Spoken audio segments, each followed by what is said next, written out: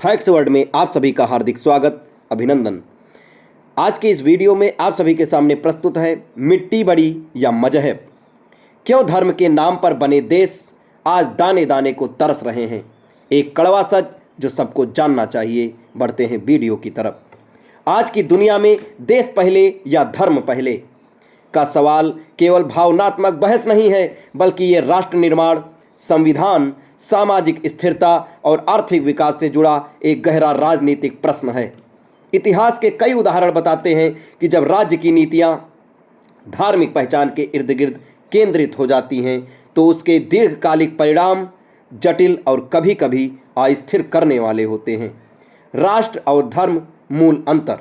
धर्म व्यक्ति की आस्था, नैतिकता और सांस्कृतिक पहचान का स्रोत है। राष्ट्र एक राजनीतिक व्यवस्था है जो संविधान, कानून और समान नागरिकता के सिद्धांत पर चलती है। समस्या तब उत्पन्न होती है जब राज्य किसी एक धार्मिक पहचान को सर्वोच्च बना देता है और नागरिकता की अवधारणा पीछे छूट जाती है। धार्मिक आधार पर बने या बदले राष्ट्र। अनुभव। पहला, यूरोप। मध्य युग में यूरोप डार्क एजेस के दौरान चर्च का शासन था। जब गैलीलियो जैसे वैज्ञानिकों ने धार्मिक मान्यताओं के विपरीत वैज्ञानिक तथ्य रखे तो उन्हें सजा दी गई। परिणाम स्वरूप यूरोप सदियों तक पिछड़ा रहा। जैसे ही वहां पुनर्जागरण हुआ और राज्य को धर्म से अलग किया गया, यूरोप ने अभूतपूर्व तरक्की की। दूसरा, पाकिस्तान।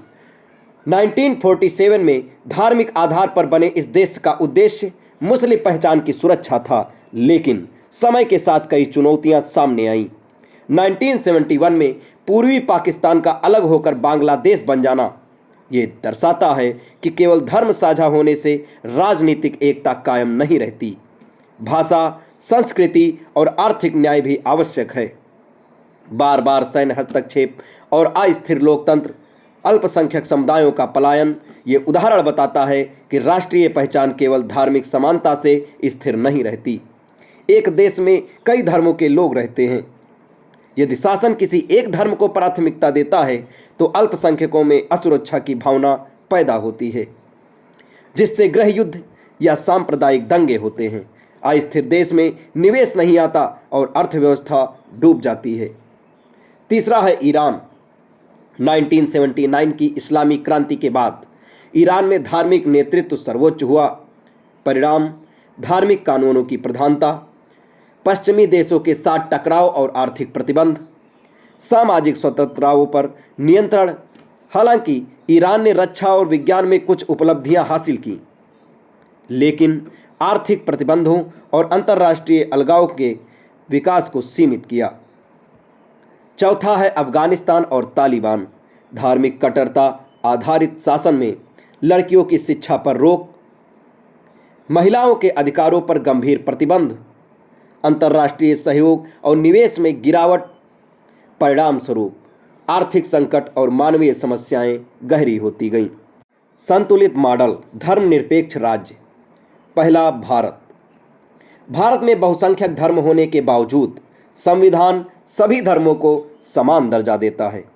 समान नागरिक अधिकार, न्यायपालिका की स्वतंत्रता, विविधता के साथ लोकतंत्र। इसी ढांचे ने आईटी, अंतरिक्ष, इसरो और सेवा क्षेत्र में भारत की प्रगति को संभव बनाया। दूसरा, संयुक्त राज्य अमेरिका। अमेरिका समाज धार्मिक है, लेकिन राज्य पूरी तरह संवैधानिक और धर्मनिरपेक्ष सिद्धांतों पर चलता है। धार्मिक स्वतंत्रता, राज्य और चर्च का अलगाव, नवाचार और उद्यमिता को बढ़ावा। इस संतुलन ने उसे आर्थिक और तकनीकी महाशक्ति बनाया। क्या धर्म आधारित राज्य हमेशा असफल होते हैं?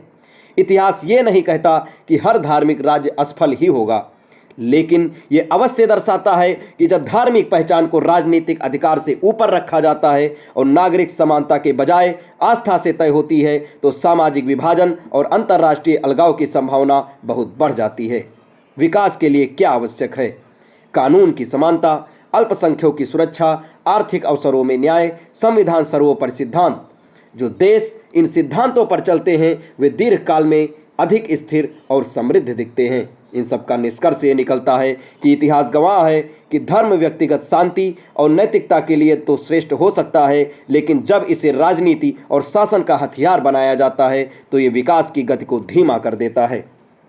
एक सफल देश के लिए संविधान और देशभक्ति ही वह साझा सूत्र है जो सबको जोड़ता है। धर्म समाज की आत्मा हो सकता है, लेकिन राष्ट्र की रीढ़ संविधान और समान नागरिकता ही होती है।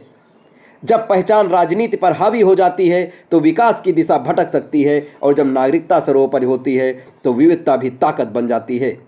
इतिहास का अनुभव यही संकेत देता है कि देश की एकता और विकास को प्राथमिकता देना दीर्घकाल में अधिक स्थिर और सफल मॉडल साबित होता है। देश मिट्टी और सीमाओं से नहीं, बल्कि वहां रहने वाले नागरिकों के समान अधिकारों और सामूहिक प्रगति की सोच से बनता है। दोस्तों, ये फैक्ट्स आपको कैसा लगा? अगर आपको कोई नई जानकारी प्राप्त होती है तो आप कमेंट बॉक्स में ज़रूर बताएं। धन्यवाद।